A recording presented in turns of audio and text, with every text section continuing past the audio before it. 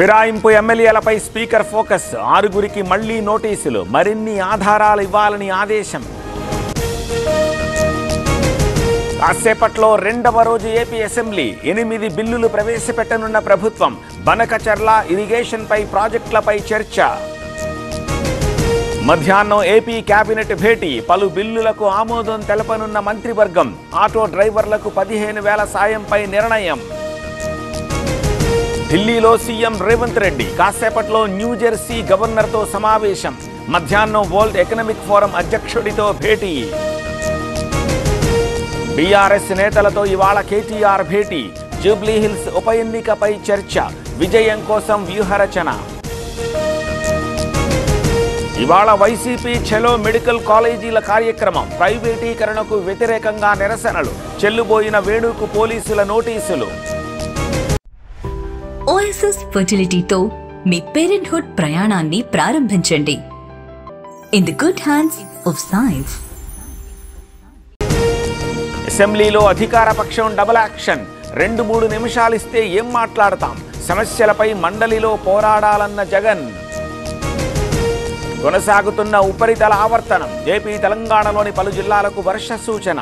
మోస్తరు నుంచి భారీ వర్షాలు కురిసే అవకాశం.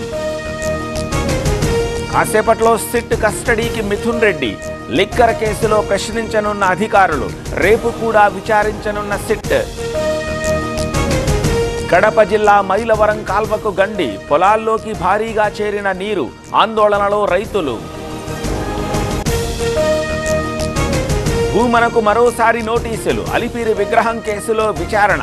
2 రోజుల్లో హాజరు కావాలన్న పోలీస్. కాంగ్రెస్ నేతలకు మావోయిస్టుల హెచ్చరిక.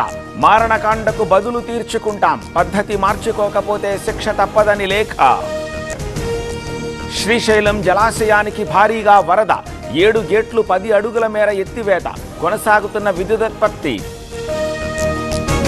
పుట్టపర్తిలో భారీ వర్షం. పొంగి పొర్లుతోన్న వాగులు వంకలు. చిత్రావతి నదికి భారీగా వరద. నిజామాబాద్ మున్సిపల్ ఆఫీసులో కేటుగాళ్లు. ఉద్యోగాలు ఇప్పిస్తామని 2 లక్షల వసూలు.